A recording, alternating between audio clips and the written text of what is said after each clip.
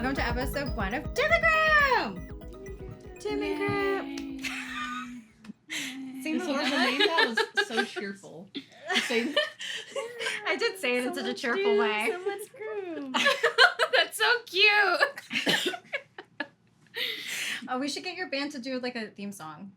Like an introductory theme song. What you said? No. Damn, she went down. Anyway, so my name is Cece, and I own a mobile pet grooming company called Blissful Pet Grooming. Mm-hmm. And these are my friends / employees. Mm-hmm. Did y'all clock in? Yeah, No. I've been clocked in. I thought this was Clock for friends. in. She I told thought this us was no, a she told us we friends were clocking thing. in. You never told me this. I thought this was a No, friends she did thing. Clock in, She pull out your did. phones and clock Right? She in. did. Pull out You your did. phones and clock in. I can't clock in from my phone. Yeah, I can. I got y'all. Oh my god. They said this Anyways, was this is a the friends first thing, episode huh? of Doom and Groom. I'm clocked in. You can see that I'm a boss that cares about her employees. I'm getting paid. I've been here for a while. This isn't even Thank about you. work. This is about work. Clock in. I mean, technically, it is a little business venture thing she's doing. So yes, it is about work. It is. This is absolutely clocked work related. Okay, there you go, guys. Make sure that you pay your employees because that's super important. Anyways, as I was, wow, I had a lot of tabs open. Anyways, so my name is Cece, and I own a mobile pet grooming company called Blissful Pet Grooming, and my decals are falling off my cup, but that's okay. That's all right. But anyway, so yeah, these are my friends / employees. They are absolutely so excited to be here. It's not just because I'm paying them, I swear. I'm so excited. Yeah. You just sound so stoked. You're like, so excited. Very excited. I mean, she's been working all day. Yeah, that's true. You were working. My bad. Yeah, a lot of us, like a lot of them, I took the day off, but a lot of them just came back from work. So with A lot of them. It was just me. I worked. I cleaned. she did. She clocked in and cleaned, and she organized everything And in our I did studio for the appointments. day. I did texts. I did messages. Okay, God, don't devalue her like that. I'm sorry. I was cleaning the van too. Anyways, this is Jasmine, this is Michelle, and this is Desiree. So this is a passion project I've been wanting to work on for at least over a year now at this point. I'm basically not really sure how we're going to throw everything together yet. We're just kind of, there's a concept of a concept in place. But basically, we're going to go over some true crime stories over time. And somehow in there, we're going to sprinkle in some grooming stuff, grooming related stuff. And we're just going to have a good time with it. So we're all got our coffees and our teas. So Jasmine, introduce yourself. Are we supposed to look at the camera or are we supposed to kind of like ignore it? I think both. You can talk to me if that makes you feel better. I don't know. It's kind of weird. Oh, Look at the camera. That's Okay, Jasmine. I'll look at the camera. Hi, I'm Jasmine. Off to Michelle now. Wow. Anyway, she's my manager. She's my ride or die, especially when it comes to we both have kids and our kids hang out together. So she's yeah, I know, right? That's like a love I'm story. an auntie. She's Titi Jazzy with my kids. So she's my ride or die. This one, this is Michelle. Hi, I'm Michelle. I'm Cece's gluttonous home invader. She is. Why? Yeah. Why gluttonous? I eat all her food. Oh, she eats all my food all the time. Dude, the other day I had promised my kids, like, I had promised my kids orange chicken.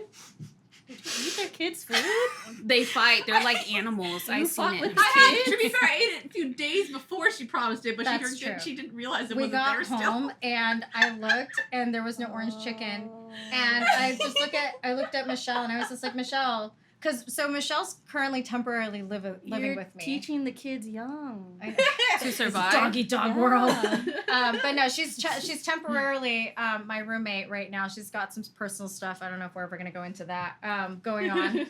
But with that being said, yeah, she comes into my house and she ate I let all of my employees walk into my house freely, eat whatever they want. True. I go to Costco and I ask them, like, what do you want me to buy you? 18-pack of ramen. Ramen was, so her husband's actually our producer guy right now, and I paid him in ramen. So That's a good payment. it's the best The payment. 18-pack. Yeah, Oh, the 18 wow. pack. Just the 4-pack. I splurged. I really splurged for Wait. this. Wow. No, so anyway, so me and the kids came home, and I looked in the freezer, and there was no orange chicken, and immediately my daughter just looked over to Michelle, and she's just like, Like, me and Kat negotiate this shit, too, though. Like, My when it daughter's comes up, 7, by the she'll way. come up to me and be like, so, with the orange chicken, like, can we make sure, if you're making, can you make some for me? And like, every single time she sees me making something, she's got to check on it. Yes. She is our supervisor. Today she was judging. We were supposed to start this a little bit earlier, and she was like, aren't you supposed to be in the garage recording now? And I was like, oh my God, thank you so much for reminding me. It's not like there's like a whole production team letting me know I was supposed to be doing this. But so anyways, that's Michelle. And then this is Desiree. Yay! Hello. Wow. Yeah. Poetry. Love it. Hello. So Desiree's actually in a band. And so I get a band. me and shout this out? fly are gonna. My son wore your shirt and he took it to California. He so cute. loved it. He Aw. he wears your shirt a lot. He took it from me. Aw. But yeah, he I took love it. I like that Mhm. shirt design. I love the shirt designs that you have. They're so fun. Shout out Um, Brandon. And It's it's my guitarist. Frog and Bandit. The Frog and Bandit Yes. from San Antonio, Texas. I love it. So if you guys find them, find their YouTube and Instagram, they're amazing. I went to one of their shows recently. It was so much fun. She brought Highly her recommend. kids. It's I crazy. did. Yeah, it's a family. It was like a family-friendly affair, and it was a Aw. blast. I had a great time. The kids had a Awesome. good time. Great. And then you guys were selling this adorable merch that I was like, I'm hanging this up. So it's actually sitting on my. Oh, the little, like, Yeah. the little lyrics and stuff, Yeah. So you know about that? So there are flowers inside, right? Yeah. Those flowers were from my wedding. No. What? I have your wedding flowers? Yeah. What is it? I want to see. It's like a little. It's made out of We'll wood. get it later. Okay, no, I'll get it right now. Screw it. Whatever. We're gonna go off a tangent. Be right back. Hold on. Ah, we're doing this. Let me go. I do want to see it though. I'm curious. Where it is. Yeah, it's on the little dresser in the Oh, living okay. room. I remember seeing it. I was like, she bought this. That's actually my favorite This is song. the point of the podcast. Okay. So look at that. Those were from I your. remember seeing Yeah. that. Let me scooch on in here. That's so cute. Yeah, and it has Yeah. let's see, Yeah. guitar string in there. Oh, Is that's that it what down that there. was? Yeah. Oh. I was like, I don't know what it is, but it's cool. So, anyways, they have merch and it's amazing and it's so cute. I didn't know I had your wedding flowers. Oh, I'm gonna. That's I'm gonna very put this up on, special an now. altar. I know. That yeah, is they so all- special. they I'm gonna all put it had on the one. piano now. I'm so bad at showing things to Cammy. Like, I am. I'm so sorry. Like, it's just, I I told can you see it's it. awkward. She's like, I couldn't look at them. I know. It's just. I mean, you can look at them now. You can just stare. No, at I them. meant that. Oh, that's We true. made these lyric boxes for the album that we just released this Mhm. year, so they're all handwritten. I know, and I loved it. And- When I saw it, I was like, I have to have it. That's like my favorite song. Is it? From the album. It's a good song. You It's a guys had good really good song. lyrics and everything. Shout out Jack, Yeah. our lyricist. So when you guys get super rich and famous. Our music's kind of sad. Will we get rich and famous from that? Yeah, Surprised how we're- many people I love mean, to be hurt by music. with the state of the world today, yeah, it's kind of Fair. sad is the way to go. All right, so Okay. let's put that over there so that I can take that back inside later. Anyways, Weird tangent. we got a little bit off track. Thank you for the shout out. Yeah, you're welcome. Thanks for being here, guys. Anyways, okay, so Jack the Ripper.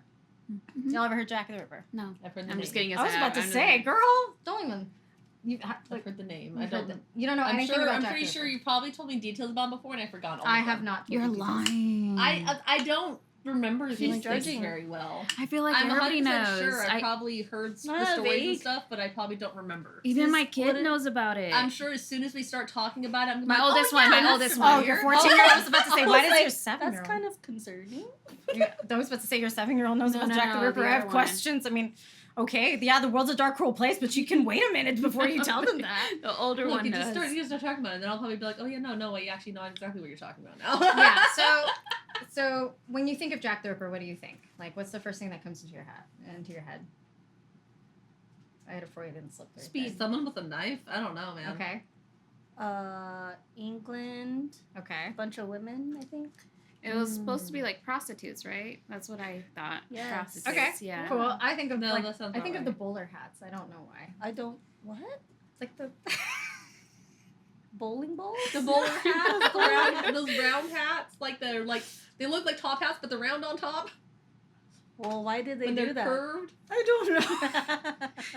Okay, we're here to talk about true crime, not the Sorry. costumes. Wait, are we and saying not- of what it gives us or what we think of the guy? I mean, What just in we general, know, like just what- general like, knowledge, right? Yeah, what you guys just generally Okay. know. So Okay. I was about to go into detail of what I pictured as a guy, like You saw- hunchback, like with like a knife or something. I don't know. Cause Not like that. Most of the imagery I've seen of Jack and the Ripper has been for like when people have made it like turn him into like a game character or some shit. So I don't have like a realistic image of him in my head. Well, he's British, so to me he's already automatically hot. So anyways. Well, it's been almost 140 years since the mysterious Jack killed his first victim, and the case is still debatedly unsolved today. So did you guys know that not technically, it's debatedly been solved? Did you know about that? What do you at mean all? by like solved? That like they know who he is, or Yes, They found DNA. Allegedly. Yeah. So did you know that at all? No. Okay, cool. We're gonna get to that. I'm so excited for us. I'm Anyways, excited to learn today. but yeah, so just this year, a historian did go on a big media tour claiming that he's cracked the case and the mystery's been finally solved. But not everyone is convinced that he has all the answers. So today, we're going to talk about his theory, why he's so sure of it, and why I'm not necessarily on board with that theory. Okay. And I kind of want to get y'all's opinion in the end of this, like what you guys really think is going I'm on. gonna be a sponge and absorb all the info you tell me. Okay, good. There's going to be a quiz at the end of this, so All take right, I'll I'm try good to at be the quizzes. one that actually retains information. for That's all true. of us. We're gonna like check back in with her in like 5 minutes, and she's gonna be like, "What? I didn't even know we were. The I didn't info's even know gonna we were be here dripping today." out of her ears. The lead just starts. Anyways, so I decided that I wanted to do Jack the Ripper for my first episode because it's just it's a well-known case. It's something that we can kind of conversate about, and it's a little bit fun. Well, I wouldn't say people dying is not fun. Cece, let's not Bring do it that. back. I'm sure certain people dying would be, but you know what? That's legal matters. Wow. Probably shouldn't- Wow. No, that's legal reasons. That's a joke. Delete that. It never happened. We just replace her with Bianca. Well, next clip, you see somebody else. Michelle's no longer Just with us literally, today. just like she was never here. What do you mean? Michelle had to No, what clock does your out. shirt say? Did you say clock out? Michelle had to clock out. What is it? I Didn't it? swing both ways violently with an axe. So didn't somebody recently say that people like bisexuals don't exist anymore? So you just disappear because y'all fuck. just don't exist anymore. Right, we're all pansexuals now. You guys like pants? Just kidding. Wow, guys, we're trying to talk about death and murder Oh, here. sorry. Let's go back. Not like I wasn't the one who went off the tangent first. But anyways, going back, the killing spree of Jack the Ripper is thought to be, by most historians, to begin on August 31st, 1888, so Victorian era. A woman named Mary Ann Nichols was walking the streets of London with no money, no home, and nothing to her name. Mary had been married to a man named William Nichols, but William had fallen for a neighbor of theirs named Rosetta and lost interest in Mary Ann, who was the mother of his 6 kids. Wow. Sounds about right. Anyways, she turned to alcohol to cope, understandably, and had fallen on very tough times most nights, barely making enough money to afford buying a bed to sleep in. But on the night of August 30th, Mary Ann couldn't afford a bed in the local lodge, so she had spent all of her money she had earned on more alcohol. Again, understandably. With 6 kids, that's a lot. My mom never went to alcohol with No, 5 your kids. your mom just went with mental illness instead. She sure did. For medication. I have to stop. We get to make fun of mental health because we're we also all have problems. we all have problems. So My Lots of mom problems. gave me that. yeah, it's like shake It what was your a mama gift. gave you, and it's a therapy I paper have in there. something for you then. That's the just found this morning that I thought was hilarious. Oh, the shake what your mama gave you. Yeah. Yeah. Shake what your mama gave you. Shake's therapy bill in the air. Yeah, I mean that's about right. Anyways, going back to Mary Ann Nichols, the last time Mary was seen alive was 2:30 a.m. staggering drunk through the streets. And then around 3:45 a.m., her body was found. She was covered in bruises and her throat was cut from ear to ear. So badly it almost severed her head. Her abdomen was opened up by a sharp knife so that her insides were exposed and she had stab wounds in her genital area. It was brutal and vicious and it shocked the police and public. Whitechapel, where the body was found, was a very rough neighborhood in London and crime was common there, but this one was unusually violent and heinous. I'll say. Yeah. I think it's like it's a bit of an overreaction. Whatever the issue was, I feel like it's a bit of an overreaction to mutilate somebody that badly. But worse, it was just the start. 9 days later, a second victim was found, and she was even more gruesomely mutilated than his first. This victim's throat was slashed too, but the killer had also cut her open and removed intestines and body parts, including parts of her genitalia, similar to where the last victim had been stabbed. The investigators noticed that this was no ordinary killer, and they were able to, as the killer was able to cut her open and remove organs with almost a surgical-like precision. And they were using a knife that was probably made for amputations or slaughter. The victim's name was Annie Chapman, and even after leaving this unusually horrific and bloody scene behind him, her killer was never found. So, I don't know where you find the time. I just really don't. Like, Make a little. I guess. It's only a little. It only took an hour. Only took an hour and a half. A little over 20 days after that, they struck again. A third body was found. This victim was Elizabeth Stride, and her death was significantly less gory than the first two, but not any less tragic. Her throat was cut like the others, and that was the only significant wound she did sustain. But investigators think she bled out slowly from the wound and was unable to call for help while she was bleeding out because the killer had severed her windpipe during the attack. That's Aw. literally like one of my worst fears, not being able to scream for help when I need to scream. Me too. Or like bleeding out slowly. It's not one of my worst fears, but it's like I've had really like weird, what are they called? Intrusive dreams, like Yeah. very realistic Oh dreams. yeah. And one of them, like, I bled out slowly, Oh, and wow. I felt myself dying, and it was like, I don't know, I might have sleep No, apnea. I've literally had multiple nightmares of like not being able to scream when something's happened to me, and I've woken myself up trying to scream so hard and just It's the worst. woken up screaming. Yeah, I mean, it's the absolute worst, and like, but you know, it's so weird because it's like I hate hearing about those things, but then Yeah. I'm grooming dogs all day, and I'm like, you know what? Sounds like a really good idea. Listening to people getting mutilated, like listening to the stories of murderers and stuff. You said that, and I know, I in my did. head, I picture you like going on YouTube and like Dude, 6 hours boy. of hearing people scream. That's exactly what went in my head too. I didn't want to say it. I'm like, okay, you do you. But Like, so oh, so man, we're not alright. too far off because recently, although I normally listen to true crime, recently I'm on a Karen's getting arrested kick, and all of that is nothing but people screaming at each other. I mean, I know that's the law. fair. No, you don't. I know my rights. You do not. And then they So- become a banshee. Exact. And yeah. So I mean, arguably, yeah. I wasn't too far off when I said it. Okay. Anyways, but yeah. So that's I can't even imagine trying to call for help, bleeding out. Ugh, that's just the worst. But anyways, but it doesn't seem like that particular death was less violent because of mercy from the killer. Experts actually believe the only reason Elizabeth received less injuries is because Jack the Ripper was probably interrupted while committing the crime. And the reason they think this is because a second body was found that same morning, killed on the same night as Elizabeth, but with the trademark sadistic violence that they had come to expect from Jack the Ripper. So, I mean, can you just imagine, so he killed 2 people in one night, and you're slowly bleeding out from one of them, and he gets interrupted. My thing is like, if he got interrupted, was she still alive? Unless he went after both of them at the same time, even, and slit one's throat and then went for the other one when they tried to run. Well, so no, because they weren't done. Oh, they weren't near No, each they other? weren't done in the same like time frame Oh, like that. okay. They were done in 2 totally different locations. But the thing is that like my concern is like, well, my interest is if he was interrupted, did somebody else find her and like chose not to help? Just was she ignored still, it Yeah, and was she just let still her bleed?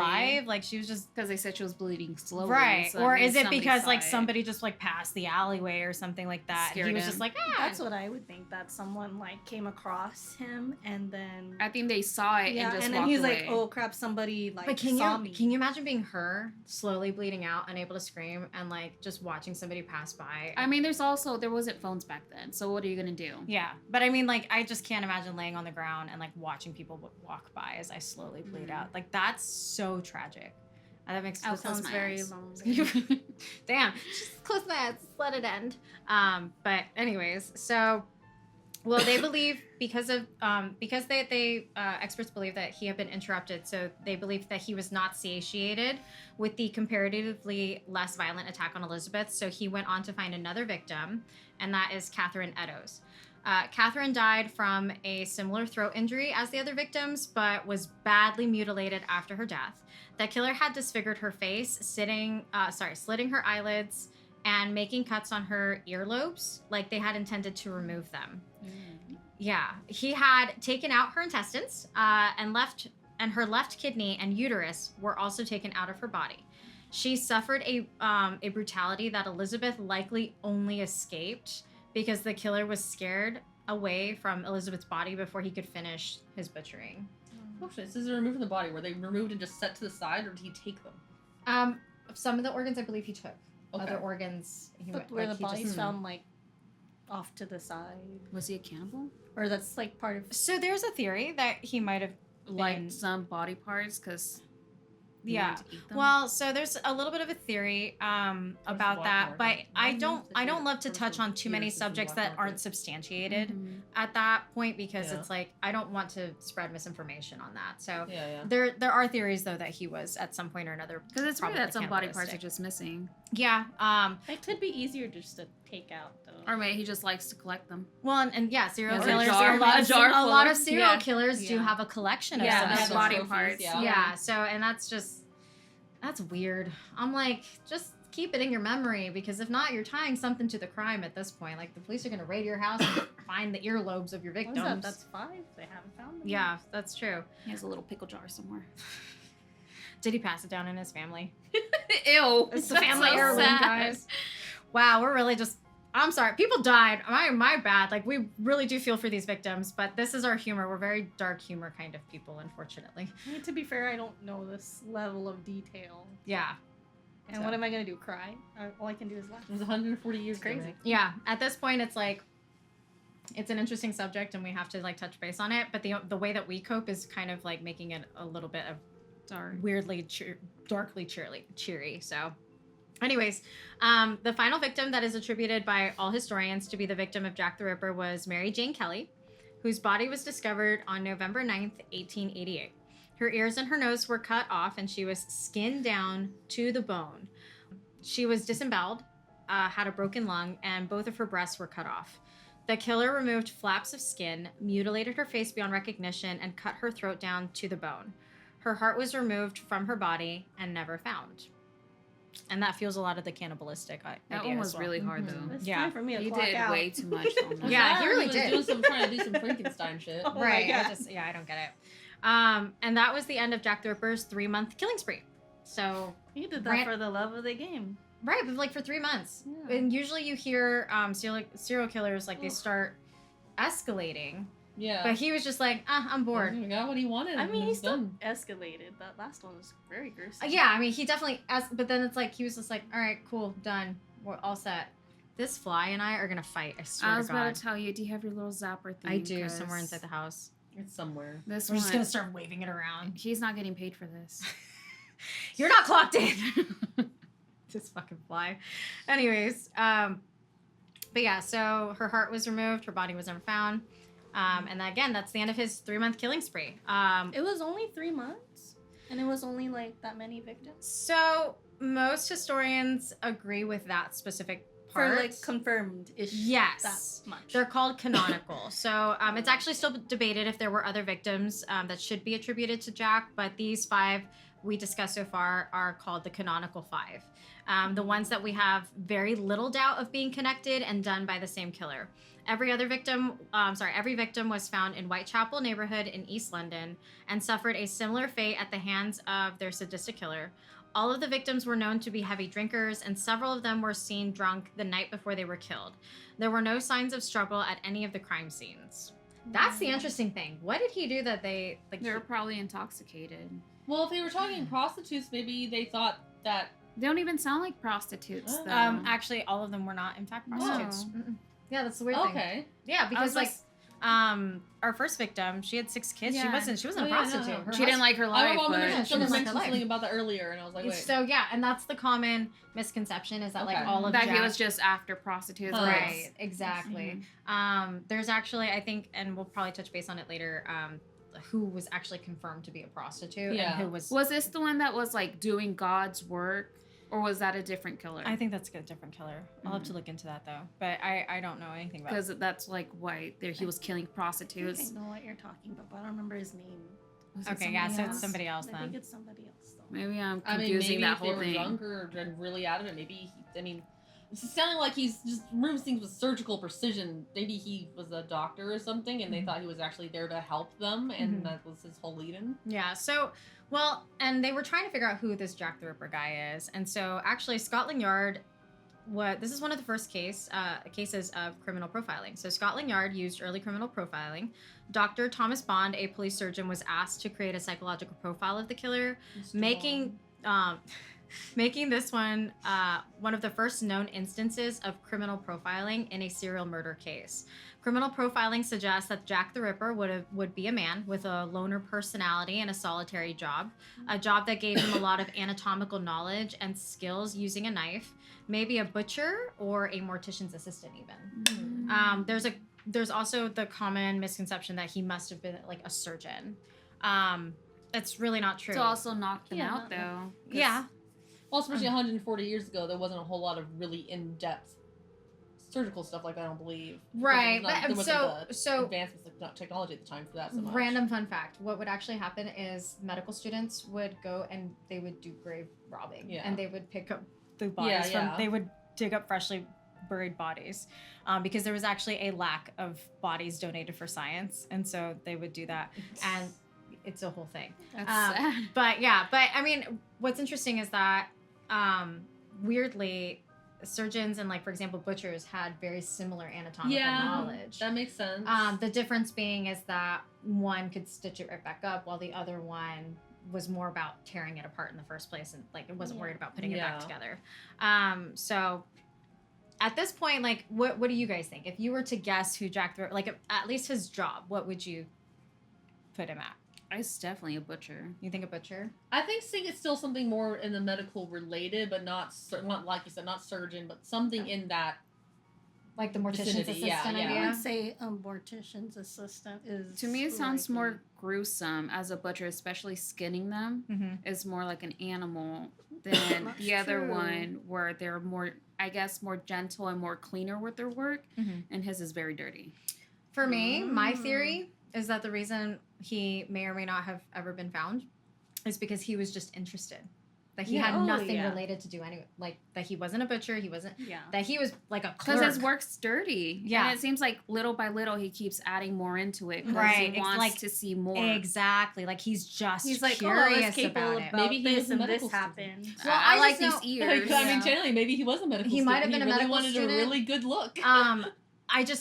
Like, for me, it's like, you know, like, I listen to true crime, and I can probably tell you, like, with the amount of true crime that I've listened to, especially grooming dogs, I could probably tell you the perfect murder and how to hide the body perfectly and everything like that.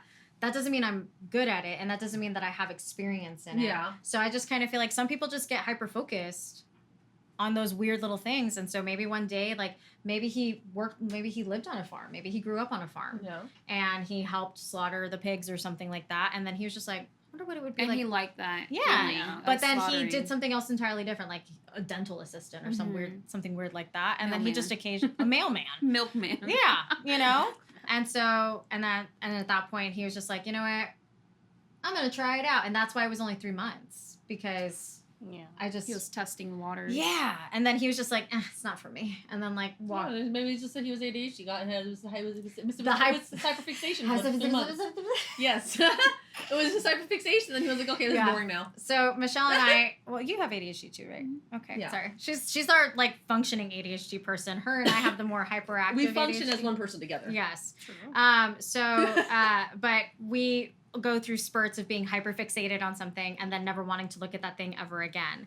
And so I thought that too. To be 100% honest with you, I was just like, what if he just had really bad ADHD, hyper focused on, like, murder, and then was like, He's I don't like, feel like doing this I anymore. didn't do it right this time. Gotta do it Yeah, again. and then, like, All right.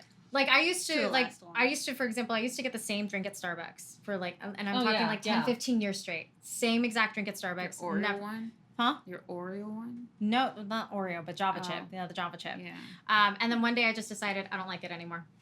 That's me with the, that's me with the Starbucks happens. breakfast sandwiches. I can't they're just I thought that was bland normal. to me now. No, That's what I so always do with with groceries. I would like be like It's on not normal. groceries, and then I'll buy like a whole pack. I'm like, oh my god, I love this, and then it As goes soon as bad. you buy the Like, whole yes, pack, I don't right? want it no As more. soon Because as you it are can ready. be normal to eventually get normal. bored, like gradually. It doesn't stimulate. That's But why it I am just with music, too. Like, it's like with us, it's more like just very abruptly. Like one day we love it, and then suddenly, very abruptly, we have it again. It's just like, oh wow, I Yeah. hate this now. Yeah. Yeah, Instead that's of, like, how a I was gradual with food. I thought that's a thing to normal dislike it. thing. You No, don't it's get not. that? That's No. an ADHD thing.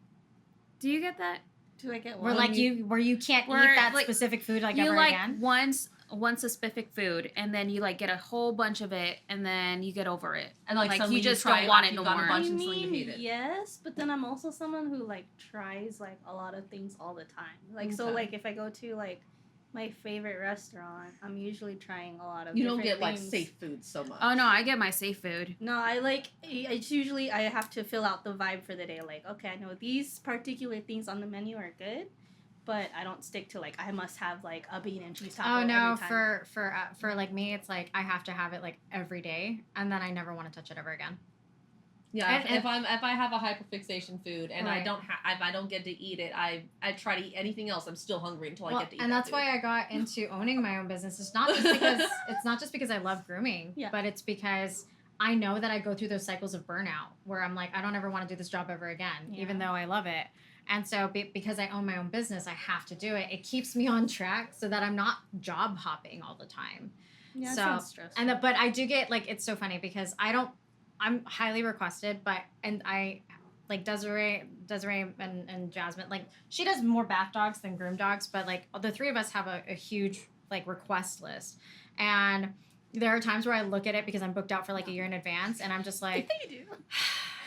I'm just like staring at it like I don't want to do it. But then I get one new client thrown in there, and I'm Oh, like, it's- yes, and then it just resets me. Really? I feel the Yes. opposite. when I No, get for new me, it's like clients. it's I think like I do too with new clients. It stresses Really? me out. not me. I'm like unless I'm it's like a bath, then I don't mind. I'm like, oh, thank God I have that break. yeah, no, that repetition, I have to like eventually like I that's why I slip a random appointment in there sometimes because I'm just like I Oh just my need gosh, something it to break throws me it. so off, and I'm like, well, you've got a couple on your next what? schedule coming up. Oh, Congratulations. But I Yeah. guess because I have You said it makes you happy, and now I say you have it them, and depends you're on like, the dog too. Anyways, oh, yeah. She likes to do it herself. no, I don't. Oh. That's why. If she did, they would have been taken care of. They must have Exactly, been there since Saturday. That's why. That's No. why I pay y'all to do the scheduling because I kind of gave up after a while. I got tired. But anyways, all right. Back to the topic. Back to the topic at hand. Right.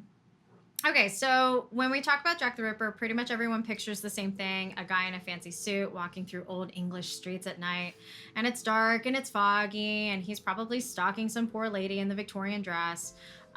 We all know the story, but well, some of us knew the story. But the facts of the case are actually a little more elusive than you might think. Who's that? Is that Lorelai? That's Yeah, probably I think Lorelai. Lorelai. Yeah, I heard the van closing and stuff moving. You have good ears. I'm watching our producers over here talk. It was like they're 10, so it was into like this 5, right 10 now. minutes ago. I heard thumping and stuff out there. It's okay. I thought it was like raining. It was like Was that it? I was hearing that too. okay. I would love if you guys have opinions, you should say them out loud. No. Oh no, they're hiding. Okay, my bad. We don't have producers. We don't know what we're talking about. Anyways. It's actually If me. the I did cameras all control of this themselves. work. Oh yeah, absolutely. But anyway, so there's so many theories about who the killer could be and what his motive was, and part of the reason why there's so many theories is because the crimes are so old, and it's hard for a theory to be definitively proven right or wrong. All the suspects are dead, so they can't be cross-examined. No. And we're talking about a time period where most of the evidence is long gone. DNA testing was not a thing, and only one of those 5 victims had their picture taken at the crime scene. Wait, so how did they recently do the DNA We're thing? getting there, Desiree. I want to know Oh, now. yeah, no, there was a whole thing developed for that. See, Yes, she so- wants to know. No, and it has to do with a piece of clothing that was found at the scene. And Oh, they okay. did pull some DNA evidence off of that, but we'll address that in a little bit because I'm not convinced. But I'm not a Jack the Ripper expert, so I don't really have I can't really have a true Are we opinion. gonna get into the notes as well? The saliva? Yes, I think so. Okay. Well, no, there's notes. Well, There's saliva. the There's letters the saliva? with the saliva Well, on there that that so they tested. so There's at least one letter I touch on. But the saliva aspect, it's again, because I don't want to spread the misinformation, there's still a debate of whether or not people agree it came from Jack the Ripper. There was a lot of letters sent in for media purposes, and so that some even think that like the media themselves We're trying to build it up. and sent the letters themselves. So Oh, okay, that but makes sense. we'll touch base on that. So that's why like I bring up a couple of the letters, but nothing too significant just yet. But yeah, so I mean, at the end of the day, it's an old case. There was only one of the 5 victims had their picture taken at the crime scene. The other pictures were taken post-mortem after the bodies had been moved to the medical examiner's office. So they had all been tampered with by at least a little bit by the time that they were photographed.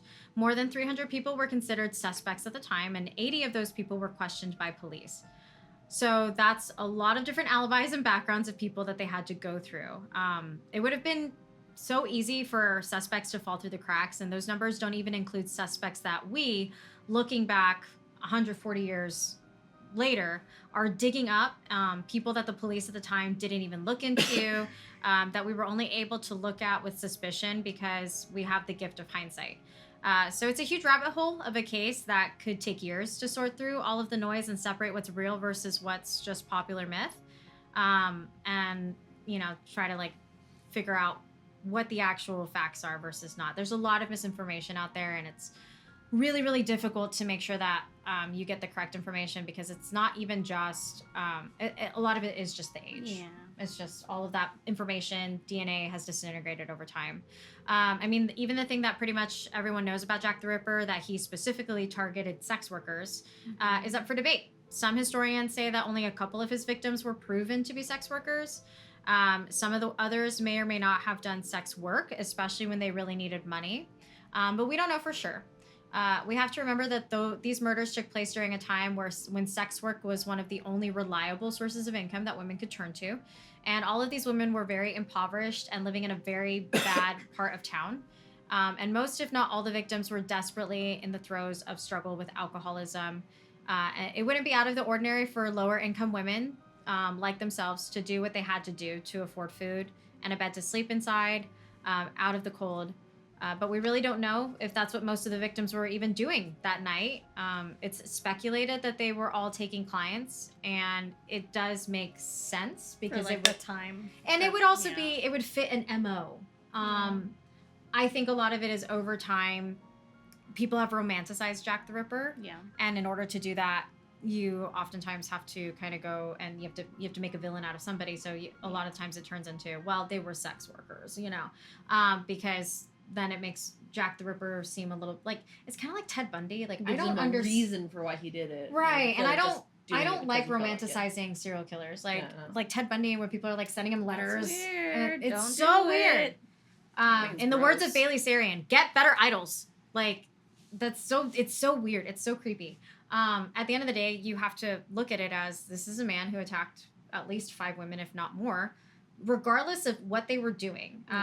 This is going to be a channel, just FYI. Sex work is real work. At the end of the day, like, we don't judge people for doing that your kind of money. work. Yeah.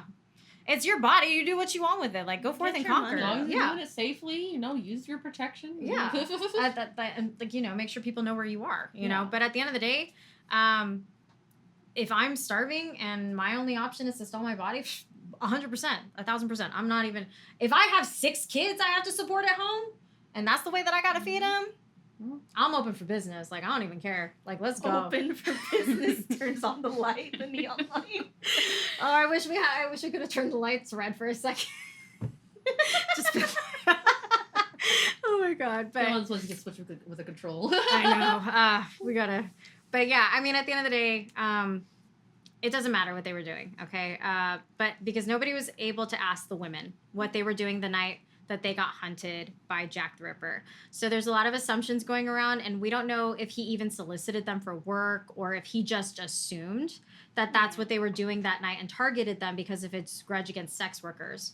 Or if he didn't even care that they were sex workers or not, and they were just victims of unfortunate opportunity that night in the wrong place. Right. In the wrong place at the wrong time. I'm over here going like, what if he just hates alcoholics? Yeah.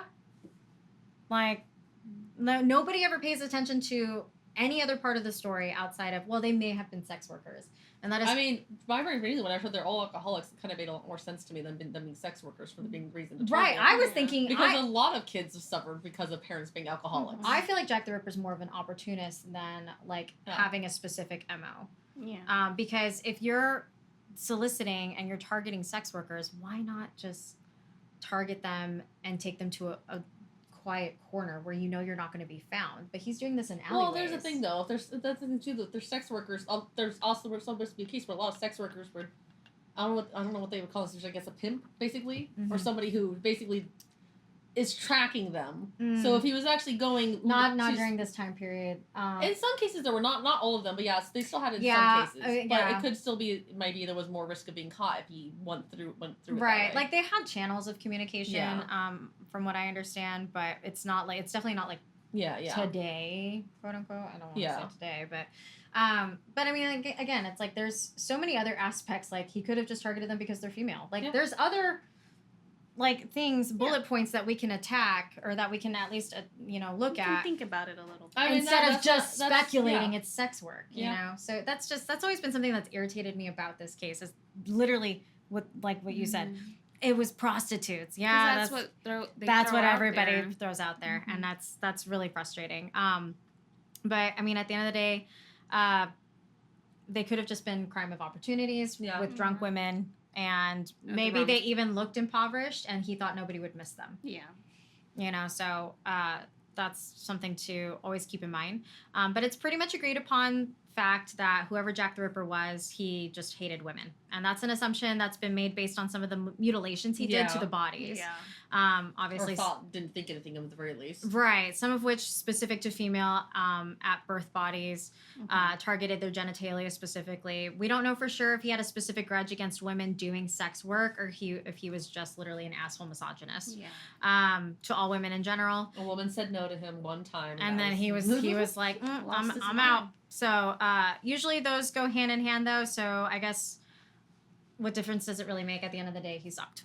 No. Jack the Ripper isn't anybody to romanticize. Stop romanticizing him, okay? He sucked. Anyways. You just said his accent because of he was British. Yeah, that's true. I did, yeah.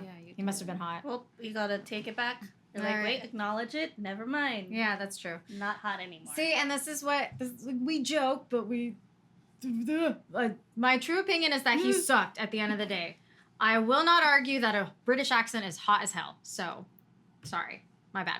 Anyways, on that note, though, there's a few very different rare theories where Jack the Ripper is actually suspected to be a woman. Yeah, because of the saliva. That's what I read before. The DNA that they got was from a woman. From a woman's exactly. DNA. Okay, yes, I do know what you're talking about now. Yes. So I was just like, saliva? What are you talking about? What is that? Like, we all have saliva. Yes, that was coming from a woman. And that's what that whole aspect of it might have been a woman was because of the saliva they got from the envelopes was from a woman. Yeah. But if you listen to the possible theory that even the media was sending, like literally the people at the newspapers were the ones sending in the letters. Yeah. Usually who's doing the writing? Women. It's women. Who's folding up the papers and sending in the letters? Women. So that would also kind of make sense for that. But with that being said, the author of Sherlock Holmes books, Sir Arthur Conan Doyle, actually felt it possible that the Ripper could have been a midwife. Midwives would often be covered in blood, so no one would find that suspicious. I'm sorry, I would still find that suspicious at 3 in the morning. I'd be a little concerned. It's hard to clean I mean, blood. that probably That's wouldn't true. have been, yeah. Walking around all bloody, going to your next appointment. All stiff Sorry! from the dry blood. It was a very good, successful birth. On to the next one. But in addition, they are also trained medical professionals, another common trait of Ripper suspects. Lizzie Halliday, a woman serial killer and the first woman to be sentenced to die by electric chair, is a person of interest to some. And in addition, two child murderers, Mary Piercy and Constance Kent, were accused or suspected as possibly a Jack the Ripper. But there was no real evidence to tie any of those people to the victims. And these were just theories based upon behaviors, locations, and general murdery tendencies that they have. Okay. And that's the other issue that you run into with like Jack the Ripper cases is that the media, you know, it's a tough time, especially in this area of England. The media is just trying to sell papers. Yeah. So you can't, they didn't have the journalistic integrity that you have accepted today. Right now. So at this, you know, yeah, even though that, there's no misinformation these days. No. yeah, no, not Never. But anyway, but Never. it's like, it's definitely one of those things where it's like, they definitely were concerned about selling stories. Like at least now Yeah. you can verify like what media outlets are more about entertainment and selling the story than factual. Mhm. But back then, Yeah, you read it in the absolutely. paper, Yeah. and that was it. You know, so it must have been fact. There was no double checking. There's no media bias check or Yeah. anything like that. So, another thing that doesn't really help with separating the facts from fiction is that the case was a huge hit in the press at the time, and the newspapers were eating up all of the scandal and the gory details, happily traumatizing the citizens of London. Yeah, like if I remember correctly, they actually they printed the pictures of like some of the crime scenes. Yeah. Well, that's messed up. They It's sold must have papers. made so I much guess, but that's messed up. Yeah. Putting them out It's there like that. it's very messed up. But it's kind of like the Black Dahlia murder. Like, you know, you can. I still don't know much about that one. I know we're gonna touch base on it one day, not right now, but one day.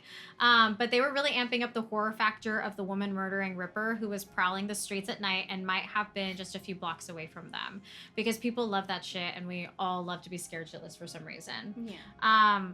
I would not. Okay, so y'all, do you guys know a little bit about Queen Victoria? She's the Queen of England. Right. I think you Which told one me was about she? her. So yes, she was a Queen of England. She was one of the longest reigning queen regnants. I think Elizabeth actually surpassed her, like by like 2 or 3 years. I can't remember exactly. But surprisingly, even though the Victorian age was considered like a golden age for England, Queen Victoria did not like the idea of women having like voting rights and stuff like that. She very much was like, they need to stay, like she was very much a conservative. Like, yeah, she's very old fashioned. She's very conservative in that sense. And so for me, like, and so because she was very conservative, you had a lot of conservative rhetoric going around. I wouldn't also be surprised if this was manipulated in the media a little bit to be like, hey, as a woman, stay inside the kitchen and listen to your husbands, or you're going to get mutilated by Jack the Ripper, you know? Yeah. So I like cooking though. I would stay in the kitchen. you would be like, okay, husband, gotcha. Like, I'll never go outside again. So, but yeah, not me. Not me. I would have been that person. I would have been that dumb idiot walking, being like, let's go. Like, absolutely. You get bonked in the head right away. I'm taking my kitchen knife with me. Oh my god. Yeah, no, I'm one of those people that like, You're in those scary movies, the white girl basically that runs into danger. Oh, absolutely. Yeah. We'd go And together. so- We'd skip into danger. I'd be like, I'm in danger. Me and Desiree would walk the other way. We're like, that We're sounds like, scary. oh, We're just look going at us that extremely way. concerned Yeah. and be like, yeah, well, goodbye. Yeah, I'm that. I advise against that. She'd be the smart. Yeah, they'd be dragging us as we're like, no, they just want to be friends. As we reach for the murderer's hand. Slicing you while you're like reaching. You're like, they didn't mean it. I didn't mean it.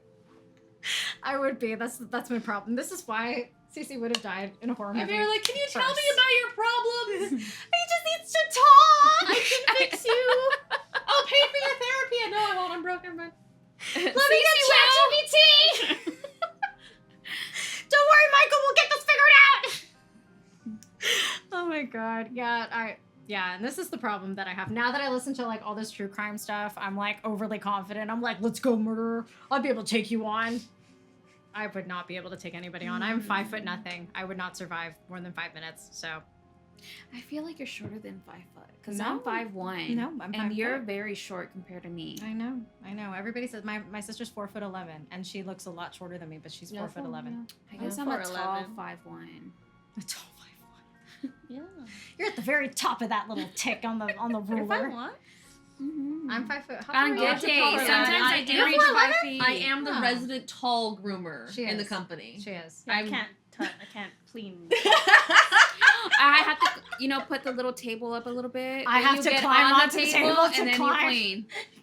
I have to climb on the table. There's like little steps in the van, and I even have step stools in the van for Yes, everybody, and so we those- have to like climb to clean everything. And it's one of my favorite things. At the end of the day, we got to climb into the back of the van to get the stuff out. Where I'm like, oh, do you want my long legs? And I just literally step up I there, hate that. and they're just Yeah, they're What do very you mean, upset. like, We're like, step- oh, what do you wow. mean So, step okay, up? Like so I step up onto the random back of the van. side fact. I mean, I don't climb well, up. so I take one. Yeah. Big You know how we step had the up rock flip. climb on the back Yeah. to Yeah. get the towels and stuff? No, she just puts her foot and She I just just takes grab the one step. handle and I step up I mean, I do that. completely, like to the But yeah, to but the it's a top step level. to her. It's climbing Mount Everest for you and me. I mean, I guess because our leg goes like way up there. I But yeah, you rock climb for fun. Yeah, Oh, there, I yeah, that's climb fair. regularly, so I Yeah, just yeah, have yeah. strong legs. Yeah.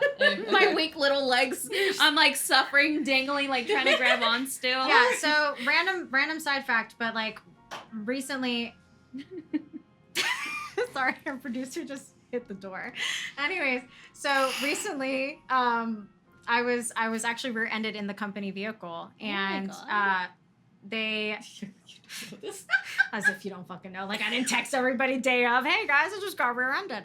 But there's a step to get into the back of the vehicle. And so like there's a step and then you can get into the back of the vehicle. That step is like completely demolished now. So now we have to literally like, I mean, I have rock climbing gear essentially to like get into the back of the vehicle now. And Do you but this suffer one- getting back there or no? I always like slice my hands because I have to get like in that sharp thing, and then from there I have to get that. You can't Sharp reach. thing. You can't reach Not the handle. sharp, but no, because I can't reach the handle. That metal bar. Oh, let me put something on I it. know what Jesus, you're I didn't talking think about. it was slicing you open?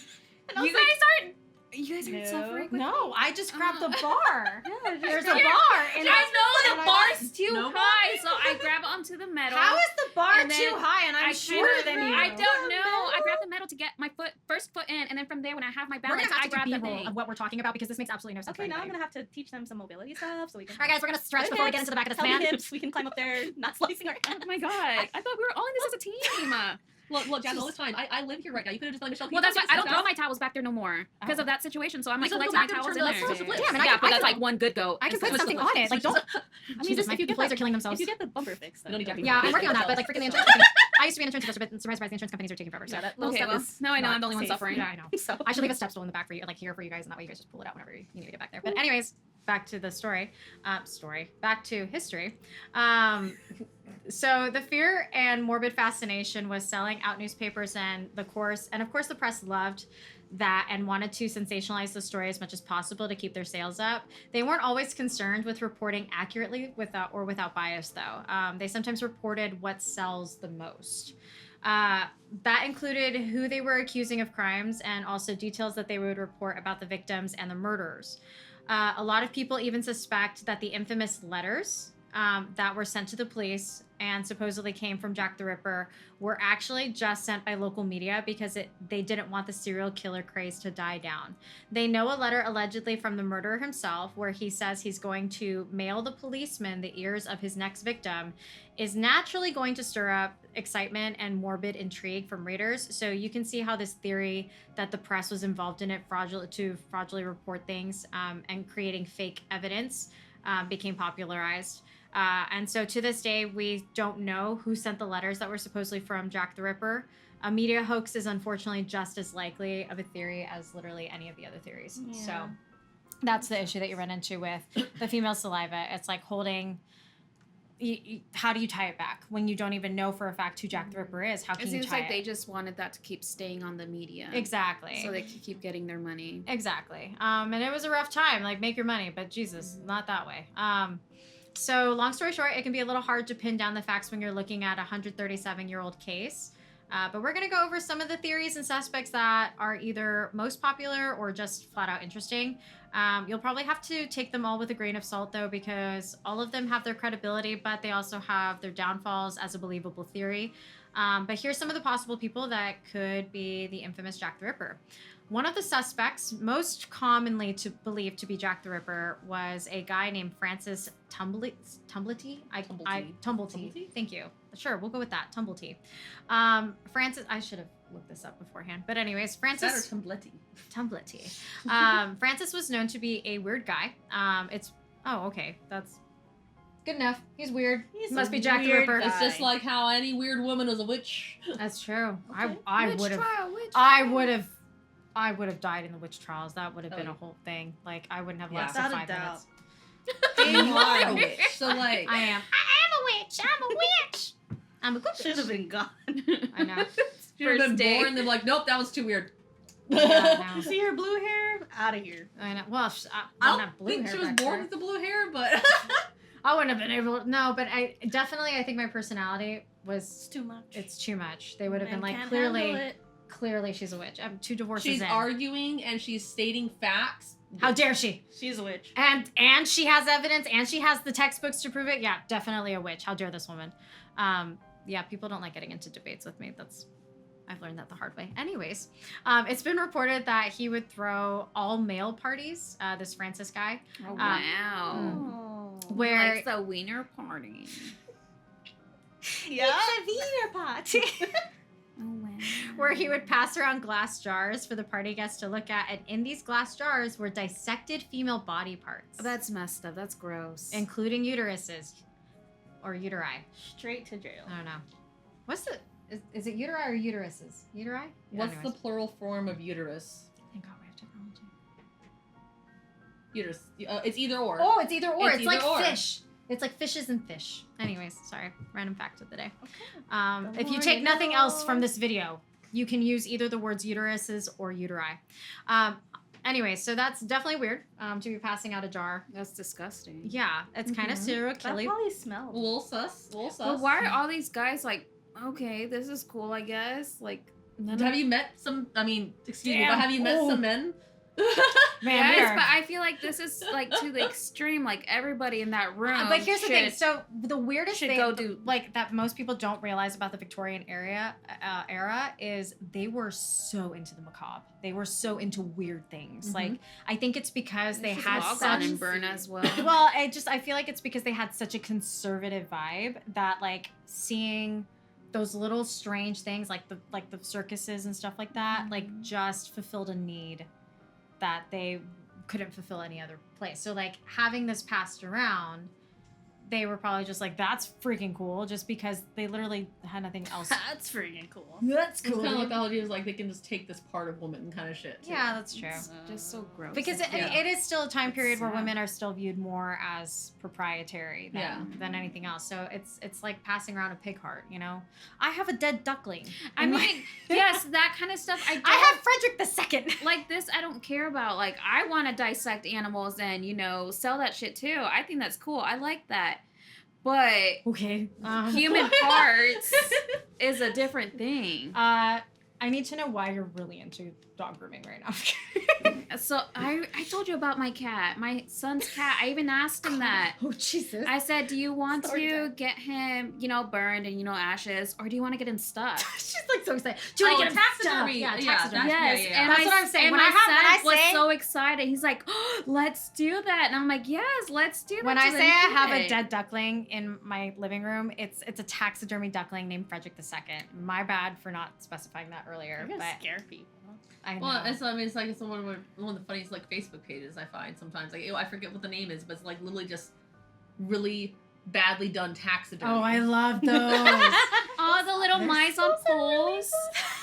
Dude, I want to buy one. Bianca so and bad. Cass Somewhere have they a combine burlesque them mouse. and, like, But it's that's what I it's want to get hilarious. into. I want to do that kind of stuff. I think that's so cute, so creative. I'm not gonna lie. I've also been very interested in doing like the skull decorating. Mm. Oh, I know someone who paints skulls. Yeah, I think that's like I don't know how I would get to the point of not having to do everything else before the skull No, itself. they have places. to- Yeah, but I mean that's true.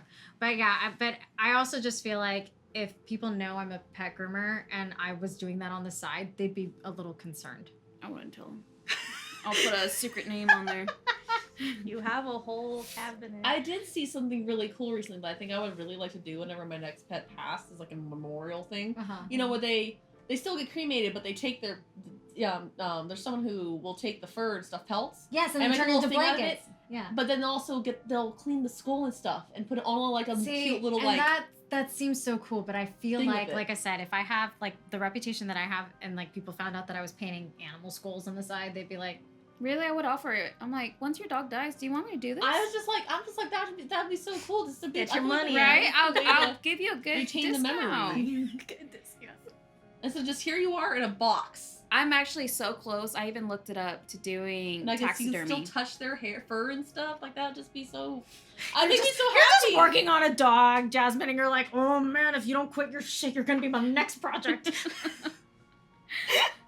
I think it's beautiful. No, doing I that. love taxidermy. I think taxidermy love is it. really an underappreciated art form. Mhm. I I don't go for killing them. No, Once no. they're dead, then Yeah, you- like Frederick you work on II, it. he was Mhm. ethically sourced. So he was a duckling that died natural Mhm. causes, and they And it's like preserved the his people body. who they'll find roadkill. Right, exactly. Taxidermy and stuff. So yeah, I mean, so it's, I mean, if we're interested in that kind of stuff, then for guys at a frat party, essentially passing around a, Where women are thought of less than But everything. that's a human part, though. But it's the woman, It so it doesn't doesn't count. matter. to In them. a glass jar. Back then, it didn't. a they didn't glass consider jar, that. Like, a mason jar. Did they label it too with flowers? And no, of course they didn't.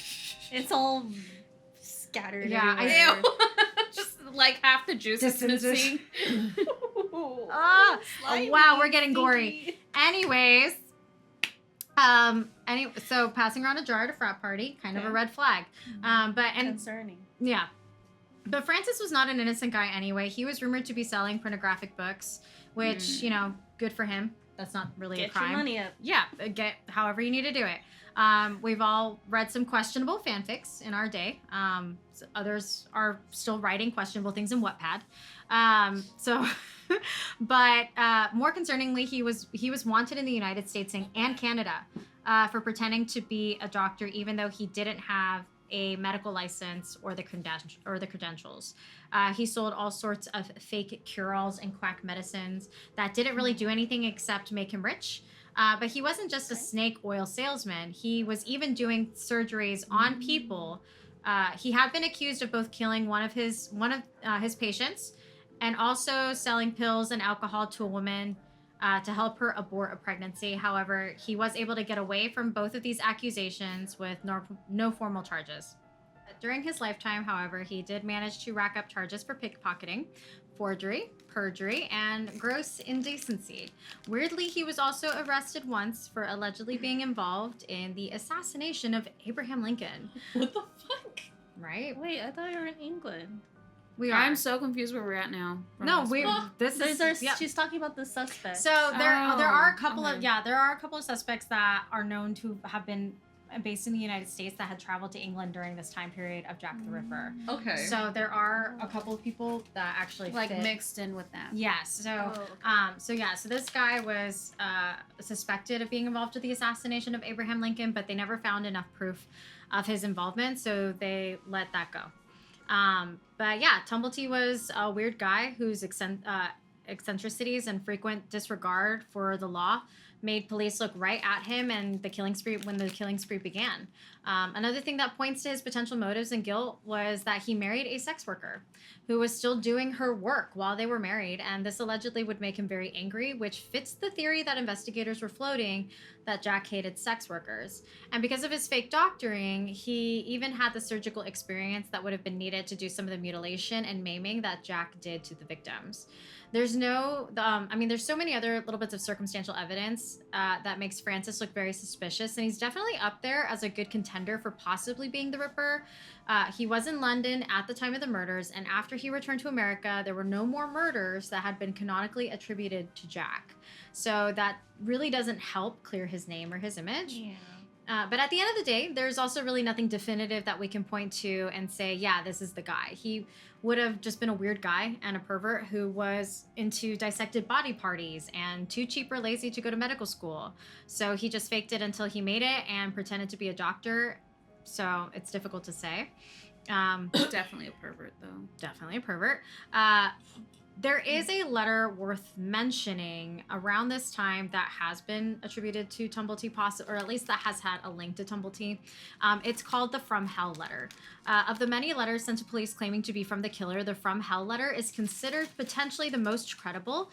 It is accompanied by half of a human kidney, preserved in alcohol, although medical opinion at the time was that the organ could have been acquired by medical students and sent with the letter as part of a hoax. It is notable, though, that Catherine Eddows had one kidney removed by her killer, strengthening the theory of this the authenticity of this letter. The letter read, "From hell, Mr. Lusk, sore, I think it was meant to be say sir, but it was spelled SOR. I send you half the kidney. I took from one woman preserved it for you. This is like very old timey, like right. Wording. English So, for someone not- who did not have proper. Yeah, sort of, but French and I typewriting. actually touched base on that too. But preserved it for you to t'other piece. I tried and ate, and it was very nice. I may send you the bloody knife that took it out if you only wait a while longer. Signed, Catch Me When You Can, Mr. Lusk. It's cited as important to mention that this letter did have several misspellings, which is why I just had a really hard time reading it. It had several misspellings, grammatical errors. So it puts in question whether or not Jack the Ripper had a medical background as suspected. If he did have a medical background as suspected, then the letter wouldn't have been written with so many errors. If that was actually from him, yeah. Right, but on the flip side, some scholars also argue that this letter is authentic and that the misspellings were purposefully done to misdirect the investigation. So this letter has been allegedly tied back to Tumblety, but that's still, again, up for debate. So the next suspect that we have is a conspiracy theory of sorts. No famous cases can exist without their conspiracy theories, and Jack the Ripper is no exception. The biggest conspiracy with Jack the Ripper is that some people think the killer could have been a member of the Freemasons, and that a part of the reason he was never caught is because other influential Freemasons were protecting his identity. So for those who don't know, the Freemasons are a very old and historical organization that prides themselves on highly exclusive and secretive memberships. It is a fraternity that people join and pledge loyalty and allegiance to each other. It is a very secretive organization, and pretty hard for outsiders to gain access to. But the general vibe you get from a lot of Freemason theories is comparable to something kind of like the Illuminati.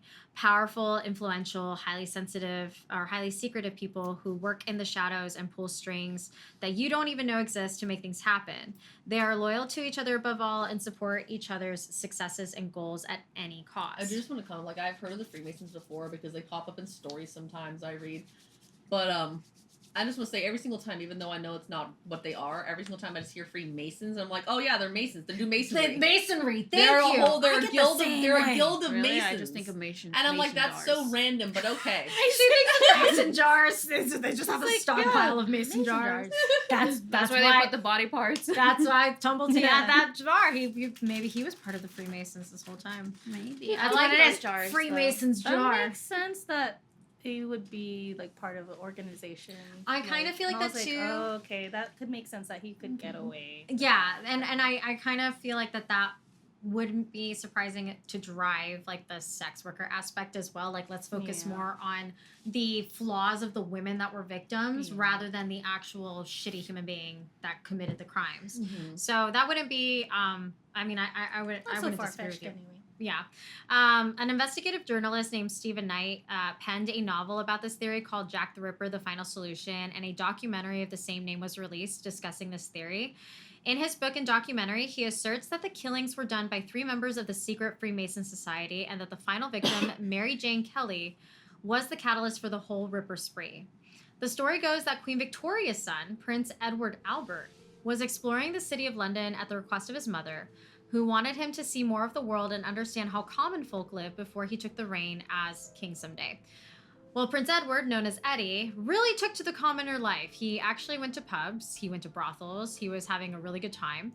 While he was out on the town, allegedly, he met a girl named Annie Crook, who worked at a confectionery shop, and he fell for this common girl. Supposedly, the two even got secretly married. Secretly, because he was a young man, and the rules in royal family were that if you were under 25, you had to ask for permission before you were permitted to marry. That's old. And I mean, even I'm sorry, but 25, you should already be getting a good. If you want to get married, you could get married. Damn! She said, that's old. That's old. We're talking by Victorian standards, right? I We're not feel talking like like- today. I mean, are I you? agree. I feel that's like old. back then they used to marry them by like 12. So I feel like 25 is now like old. well, that was a lot. I think it was more the girls were getting married off much earlier, typically. So a lot of younger girls we married to 25 plus year olds. Yes. Oh, the So like the Lord. king that started the Tudor dynasty, his mom was 13 when she had him. Oh, never mind. So it's the females that were forced to get married by that age. Some men, yes, would marry young, but it was mostly the woman being just basically, essentially yeah. sold off into marriage. Yes. Essentially. Yeah. So, but yeah. So and on top of that, the males, especially around this time of the English monarchy, they're often allegedly encouraged to sow their oats before settling down. So sow their oats. But What yes, does that mean? Just in case some people don't know, like me. sleep around. Oh. Spread your seed. Spread thy seed. I mean, I don't. thought you said spread them cheeks. I thought that's what They're you spreading said. somebody else's, maybe. But What is happening? That's what I heard. I'm like, damn. Never mind. Okay. The more you know. I'm really close. What I'm you never said. gonna be able to listen to the story the same way again. I'm just gonna picture a guy in a bowler hat. Spreading cheeks. Spreading cheeks, spreading seed. Okay, can we go back to? Anyways. But yeah, so the royal families basically required that if you were under 25, you had to get permission before you were allowed to marry. Obviously, he was not going to be given permission to marry Annie Crook, a plain common girl, so he had to marry her under a false name. But allegedly, they were married nonetheless, and Annie Crook had a child by Prince Eddy, born in 1885. So not only was Eddy the prince in love with a girl from the other side of the tracks, but Annie Crook was also a Catholic. And at that time in England, there was a very strong anti-Catholic sentiment. For those of you who don't know, English are often considered Protestants. And basically, King Henry VIII separated from the church back when he ruled from the Catholic Church, and he created himself as supreme head of the Church of England. And so the Church of England is technically its own religion, although it does have a lot of Catholic-based similarities. It's basically all for politics. Yeah, it was basically all for politics. So with that being said, there was a strong anti-Catholic sentiment from a Catholic for a Catholic to be in the royal family, even by marriage, would have been a huge scandal at the time. And now the prince had a Catholic baby as well, who could potentially be an heir to the throne. So the Prime Minister of Salisbury got word of this star-crossed lover story, and he did not find it cute and romantic in the slightest. Quite frankly, he was pissed. At the time, even before this controversy, he was very afraid of rebellion starting, and he feared if this story got out, Prince Eddy hooking up and impregnating a Catholic, it would be too much for the people, and it would cause a rebellion. He feared a full-blown revolution, so to stop, he intervened, taking Prince Edward back to court where he belonged and away from his life and Annie and their daughter. Annie was supposedly taken away and kept in a mental hospital for the rest of her life to keep silent so she would not snitch about the prince's controversial past. Yeah, and this was a common thing. If women oftentimes were found to be basically too annoying in their families, they were oftentimes sent to mental institutions or... It's like, oh, we can't burn them as witches anymore, to the mental institution. Yes, so we never have to see them again. And then that way, if she's talking about like, I have a child by the prince, like everybody would be like, you're crazy. I feel like that was still very common when I was growing up. Yeah, I know it a lot is. of people were sent there, like, to the loonies, even though they just had ADHD, the kids, and they weren't getting properly... Yeah, I medicated. will say, even in just the last 20 years of life, we've made huge strides, but we're not, I also do like to caveat that with, we're not that far off of what they used to do. So, at the end of the day, like, we need to just kind of remind ourselves that... People still saying that autism is demons. So it's just ridiculous, but we're getting there. But yeah, so that's what happened to her. But Annie and Edward's daughter had a nanny named Mary Kelley. Mary Kelley escaped with their daughter, and some of Edward's commoner friends arranged to have his daughter raised safely away from the Prime Minister somewhere in France. In this story, Mary Kelley, the nanny, is the same Mary Jane Kelley who was killed by Jack the Ripper. The reason Stephen Knight alleged she and the others were killed is because when Mary started to fall down on her luck and fell into a life of booze and sex work to get by, she devised a plan to get more money, and that was blackmail. Mary Jane Kelley decided, and again, all alleged, Mary Jane Kelley decided to blackmail the royal court with the information that she had about Prince Eddy and poor Annie Crook, who was locked away in a hospital. As a result, they were all killed to keep the story silent because the fear of the word of this getting out was so strong. He asserts that each of the Jack the Ripper victims were a friend or accomplice of Mary Jane Kelley. who were all involved in the blackmail attempt. And it may sound a little convenient that all of the Ripper victims, women, knew each other, but that part actually isn't too far-fetched. They were all murdered in the same neighborhood within a very short distance of each other, were close in age, they frequented the same pubs, and they were all living in very similar lifestyles. There was no evidence that they all knew each other for sure or were in some kind of cahoots, but that's not the craziest part of this theory. So how does this telenovela drama tie back to the Freemasons? Well, because allegedly the person who was the prime minister gave the task of keeping the story quiet to a master Freemason named William Gull, an accomplished doctor who worked for the royal family. Stephen Knight alleged that William Gull used his Freemason brothers to help him silence all of the women: Annie Crook, Mary Jane Kelley, and the other 4 victims of the Ripper. Stephen Knight put this theory into print in 1976, and since then it has lost a lot of its reputation. People say there's no proof that William Gull and his alleged accomplices were Freemasons, and which, I mean, honestly, it's like, if you're a Freemason, why would you leave behind any evidence that you were a Freemason? So I don't think that that's enough to like debunk the theory. But Gull was also 71 years old and very sickly at the time of the crimes, so the thought of him joining in on those brutal acts seemed a little unlikely. And pretty much all of Stephen Knight's theories originate from the stories of a man named Joseph Gorman, who claimed to be the son of Walter Sickert, which was where he got all this information about the Ripper. Walter Sickert may be a familiar name to those who have looked into the Jack the Ripper case because, for one, he was an artist who had a fascination with the case and made a lot of paintings that were related to Jack the Ripper and his victims. There are some popular theories that he might be Jack the Ripper, but these theories aren't even related to Stephen Knight's theory and are completely separate accusations. Walter Sickert is not really considered a top suspect anymore, but nevertheless, he was a well-known name in the case. In the theory that Stephen Knight proposes, he does say that he thinks Walter Sickert was a part of the crimes as an unwilling participant who was forced to help, and he was kind of just dragged along for the ride, according to Gorman's story. Walter Sickert was a friend of Prince Eddy's while he was exploring the world outside of the royal court, and he even was the one who introduced him to Annie Crook. However, Gorman's version of events and how Sickert was involved is obviously pretty fantastical and dramatic, and it goes deeper each layer sometimes. And it kind of just feels like you're getting farther and farther into a soap opera and farther away from the truth. It's pretty hard to believe, and even critics at the time that Stephen Knight's book was released pretty much felt the same, that it was just kind of getting too far-fetched. It's an interesting theory, but only because it's absurd at this point. People have pointed out that they see similarities in Freemason rituals and the style of attack that the killer chose. During Masonic initiations and swearing in on their members, they do some ritualistic reenactments, basically motions that they make to tell a story or symbolically give a message. I will caveat this with, if the Freemasons are so secretive, how do we know about that? Like, am I wrong? That's weird, right? Them? I don't know. I guess, but then they're not that secretive, are they? Like, I don't know. It's just, it loses a lot of its really allure. good infiltration. Yeah, that's true.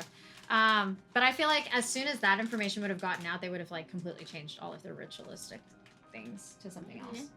I mean, because if you're trying to stay secretive, right? I don't know. That's just me. That's a weird theory.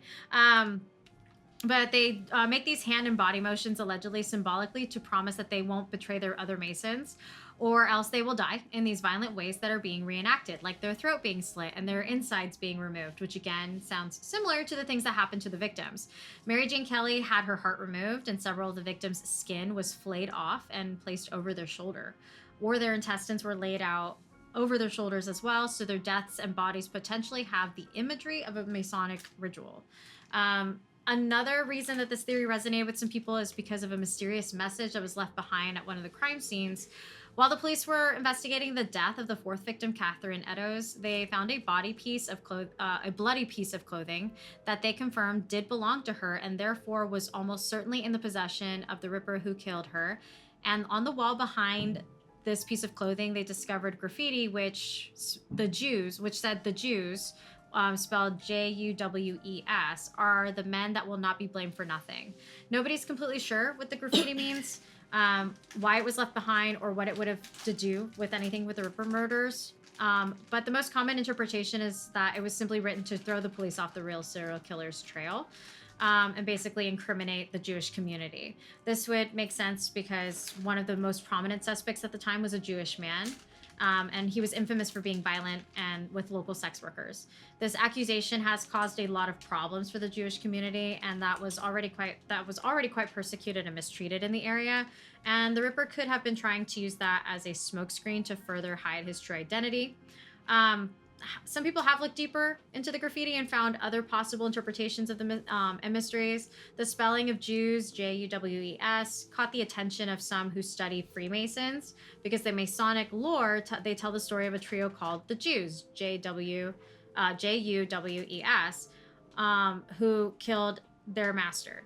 The unusual spelling and other possible connections to the Freemasons can include included that the police chief Charles Warren erased this graffiti from the wall before investigators were able to photograph it, and he wanted to minimize how much publicity the message got.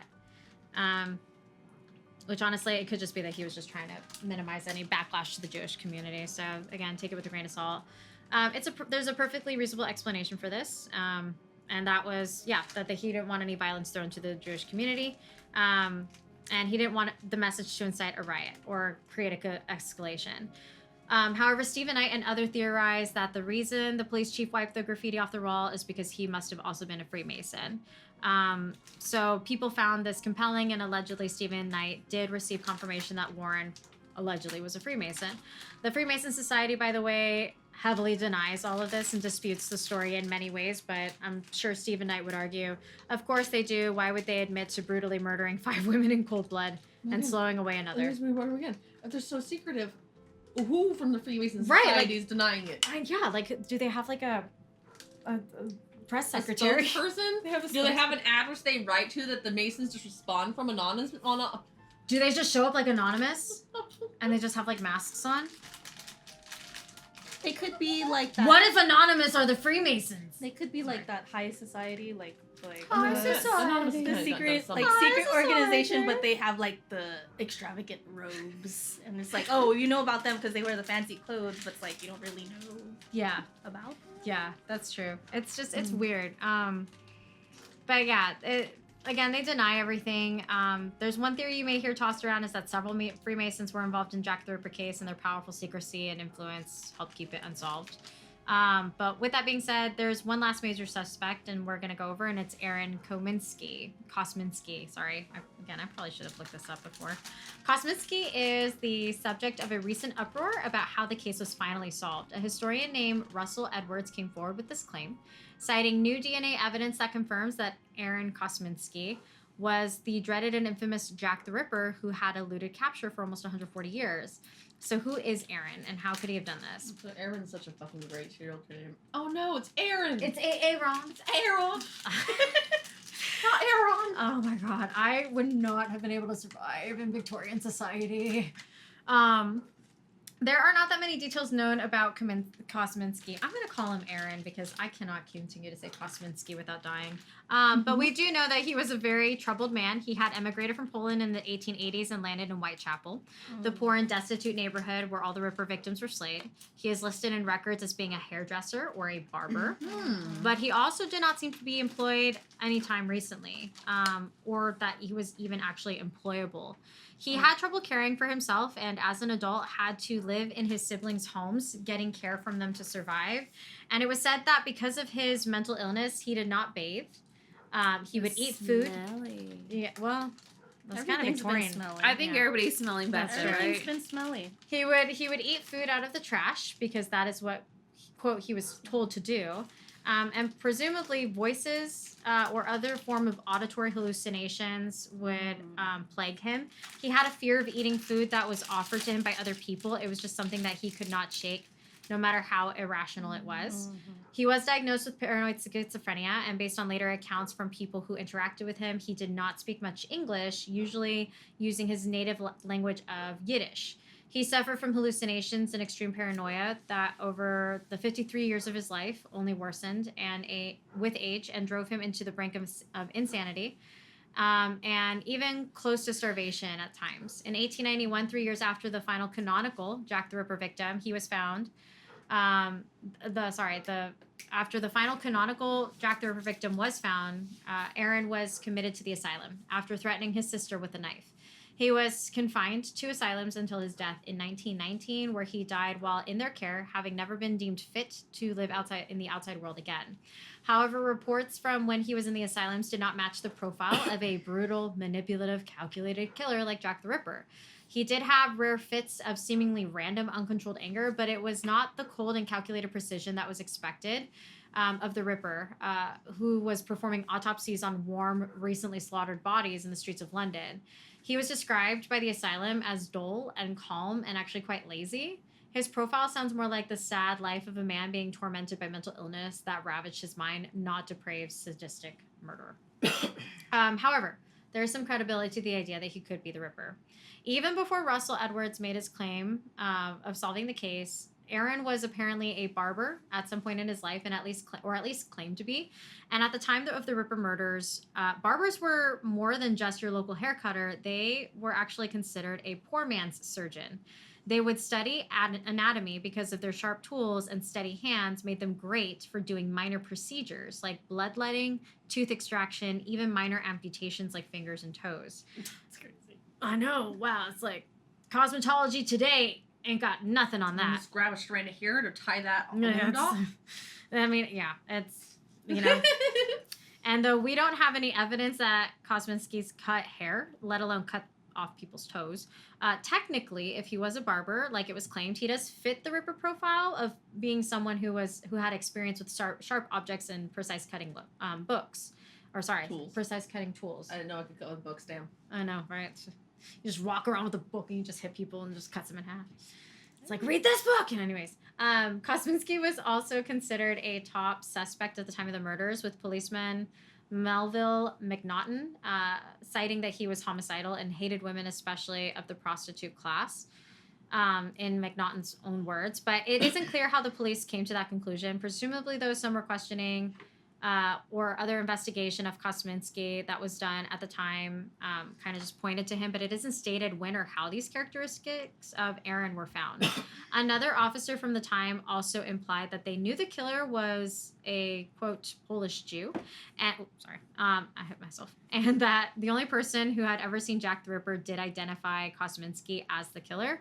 But that same person then refused to confirm the identification in a legal setting because they were Jewish and reportedly did not want to implicate a fellow Jewish person. But these statements from police officers are over 100 years old and so vague and incomplete that it's hard to completely trust them anyway, especially without any hard evidence.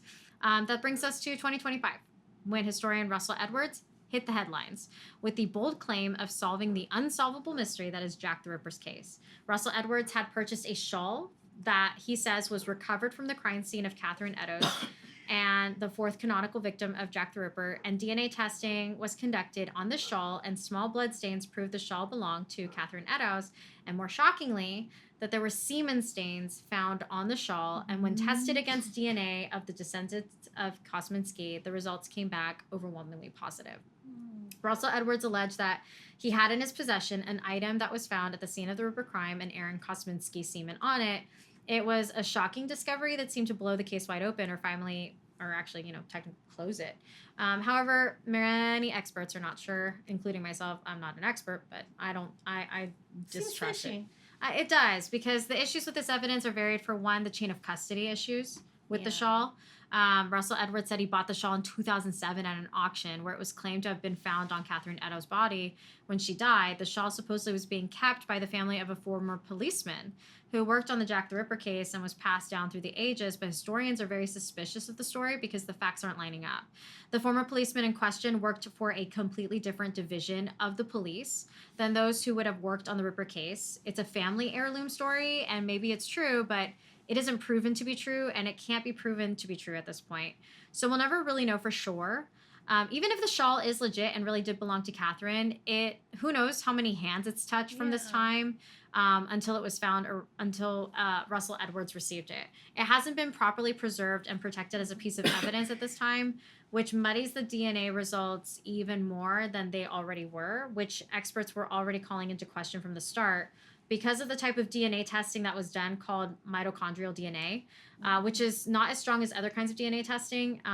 The results of the testing have yet to be replicated, so Edwards' findings have never been published to be peer-reviewed. The scientific community does not support the findings of Edwards, at least not yet, and he hasn't given up that information, but he's still trying to prove that he has the answers. Right now, it's not nearly as clear-cut as some of the initial reports of a solved case were making it seem. There have been accusations levied at Edwards that he has previously faked evidence while he was investigating other cases, which definitely would call the whole thing into question, but only time will tell at this point whether or not we can verify the shawl, the blood, and the semen on it, or if it will go down in history as just another failed attempt to solve the Jack the Ripper case. That being said, if the DNA results are ever replicated, then the breakthrough would be astounding, not only because it would be providing overdue justice and answering the question that we've been trying to solve for over a century, but because also because prior to the shawl, there was no evidence of sexual assault at the crimes. So a lot of the theories that Jack the Ripper crimes didn't include any type of sexual motives in the killings floated around for the longest time. It was thought that maybe they were just revenge killings motivated by a hatred of women, or even just a sick interest in the human anatomy or trying to practice surgery, but maybe some kind of ritualistic killing. But possibly with there being semen on the shawl of a victim would add a new and very disturbing dimension to the case, that what he was doing was gratifying to him in more ways than blood. Or bloodlust. Yeah, he didn't necessarily have been sexually assaulting the bodies themselves. Right, he didn't have to. Yes, he didn't. And maybe there was somebody there with them. They were both getting off. And there are documented serial killers who they never sexually assaulted their victims, but they did get off on it. So that's power. Yes, exactly. I think one of them, I can't remember exactly who it was, but one of them just got off on dead bodies. Like that was just his thing. He was just happy, and he would hide him in the floorboards. So it was just very strange. But at the end of the day, like, to think that there's a sexual activity of some sort going on while he was doing this thing is just, it's like, it's horrific. It just really adds like a horrifying aspect to it. And then cutting them to pieces, it makes the case that has chilled people to the bone for decades even more spine-curdling. On one hand, you kind of want it to be true so that the case can be solved and the families can feel some kind of relief knowing that there is something resembling justice in this case, no matter how delayed. But at the same time, I'd rather not live in a world where that is a thing that happens. So I kind of hope Edwards is kind of scamming us all. What do you guys think about it? I don't think it was AA wrong. AA wrong? I don't think it was AA wrong either. No. He does not fit. I forgot the first guy's name, but he seems the most sus. I just feel like he wouldn't have been able to do it quietly enough. Not just that, but it seemed like he didn't like human touch. Right. He liked to keep away from humans. He would deny food from humans because he just doesn't like the interaction. That's actually a good... I never thought of that. Yeah. That's actually so that really takes good. him out of that for me because he doesn't like to be around people. He was mentally ill, but he didn't like people's touch. Right. Yeah. But that seems less... I don't know, because at the same time, it could take him out of it, but it might be less of a touch because he didn't trust what their intentions were, but... I mean, he was a gross person, so I don't think it was like a germaphobe thing where he didn't want to interact with people's things. If somebody's that mentally ill, then... dead, and he still craved some kind of something, and what if the sexual assault part was... He didn't show any aggression to anybody, though. No. It seems like people just threw him because he was a Jew. Yeah. And people back then didn't like Jews. Oh, yeah, true. So they just threw him like, oh, he's crazy, let's just throw it all on him. Yeah. Or, on the flip side, I think, like, the kind of theory she was going down was, like, maybe them being dead... So they weren't actually interacting with him. He knows that they can't do anything to him, and that's how he got any satisfaction of human touch.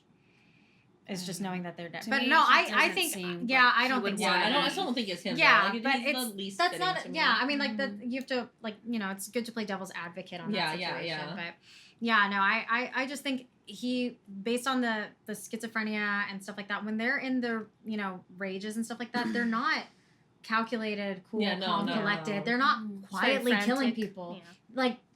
This would have been her. Like, he would have been... Oh, yeah, it would have been noticed. Yeah, exactly. Of how gruesome he would be. But people are like, no, he was gentle. Well, and it's like, even when he's killing, he wouldn't have been quiet about it if this was a schizophrenic episode. Yeah, he'll be, like, tweaking out, saying, I killed this person. Yeah, and oftentimes they also don't... I think because most of the victims weren't heard, and there didn't seem to be any struggle, either the victims had to have been completely knocked out by alcohol, or... Jack the Ripper snuck up on them. And when you're having, or when, not when you're, but those with schizophrenic episodes, they're not usually that calculated. They kind of just run up to people because they don't live in that reality that we live in. So, I mean, this is the thing too, where they probably wouldn't have been able to test back then if there were drugs in their alcohol or something. Right, that's true. If they had ingested, if he'd met them where they were drinking too. That's true. If someone, like whoever, had done it. Because that would explain why there was no struggle. He just that's what I them pictured while they as were well. drinking. As I said, they were probably drugged or. Oh yeah, Would you be able to test that? No, probably I don't not. think not, back then they couldn't. Well, no, but like even like if if they have Catherine's blood, like you know how they so. Yeah, they wouldn't have been able to test that. Yeah, it would have disintegrated. Yeah, touche. Yeah, because that would make the most. That would make sense to me. Is they're so just they're drunk and then now they've been roofied. To me, it's those jars, people. I feel like it was all those jars. Because even if like he snuck up on it's those mason jars. Yeah, if they like those body parts, they're showing very good interest they're in, like in women showing parts. it off as trophies. Because why else would you show? I think that other first guy made the most sense. Yeah. Yeah, there's also a theory of H.H. Holmes. I support that theory probably the most. I didn't touch base on him because. Like, he would be his own episode, quite honestly. He's insane. So I didn't want to, like, I barely wanted to even mention because, again, with the misinformation, a lot of people also assume it's him. And I feel like if I were to bring him up, I'd have to go into a whole, like, other episode for him. Yeah. Part 2. Yeah, part 2. But with that being said, like, I will touch probably base on him at a later point. But I support the H.H. Holmes theory, which if you don't know that theory, I'd suggest looking it up. It's very interesting. It's a whole rabbit hole. But yeah, honestly, I don't know. It's just also one of those things. At least where with it's the like, ones here, the first guy, I forgot his name, but yeah, and I just don't like the idea of somebody just walking around being like, I solved it. Like you can never be sure of that.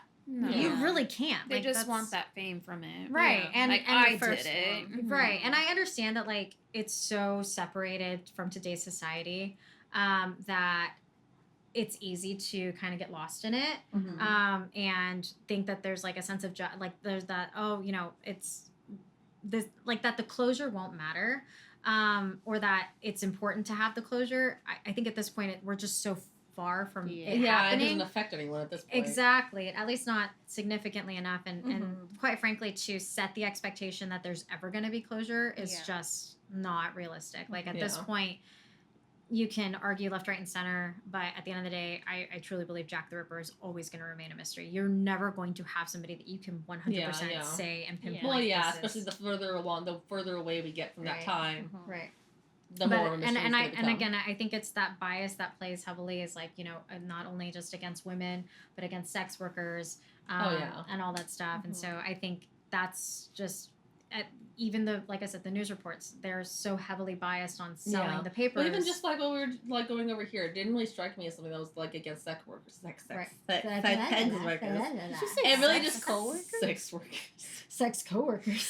And so it really Let just me tell like you more a just a story. general hatred for women in Michelle general. once mentioned to me that like getting divorced meant that you had to become a sex worker somehow. It was a whole. That was a whole thing. I don't remember what that was. I don't even remember either. But I just remember that specific, and I was like, damn, Michelle, I'm twice divorced. Like the same night I like dropped a hammer on your face. It was the same night. Oh yeah, you tried to hammer me. Like with a legitimate hammer, by the way. She accidentally almost smacked me in the face. That was. I don't know. I'm gonna just kick her out soon. No, she's got clock out soon. Oh yeah, but yeah, that's Jack the Ripper. Any parting comments? That was a lot more than I initially thought. Yeah, I was like, oh crap. It's definitely not the prostitutes that I don't know. It's a rabbit hole. Because at the end of the day, you can't prove any of them for a fact. Yeah. Were prostitutes or anything like that. Yeah. At the end of the day, regardless if no, they but were they or shouldn't not, be throwing it on there. right? And putting If it they into were people's or heads. not, it doesn't matter. Somebody murdered, and we can't even. I will defend it this way: we can't even argue it was a guy, right? Because we don't know. That's true. So at the end of the day, whoever fucking did it was just a fucking terrible human being. And we need to stop romanticizing it by going, oh, you know, like, well, they did it for a greater purpose, or demonizing the victims. At the end of the accent. Right. I'm sorry. She said, sorry. Not that.